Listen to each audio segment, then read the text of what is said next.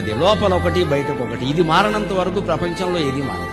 మీకు నిజంగా మాట్లాడాలంటే లోపల ఉన్నదే చెప్పండి. తిట్టినా పర్వాలేదు, కొట్టినా పర్వాలేదు, లోపల ఉన్నదే చెప్పండి. లోపల ఉన్నది చెప్పే ధైర్యం లేనప్పుడు లోపల కూడా ఆ దుర్మార్గం ఆలోచనలు లేకుండా చేసుకోవాలి. అంతేగాని లోపల ఒకటి పెట్టుకుని బయటకు ఒకటి మాట్లాడద్దండి. సమస్త రోగాలకి కారణం ఇది.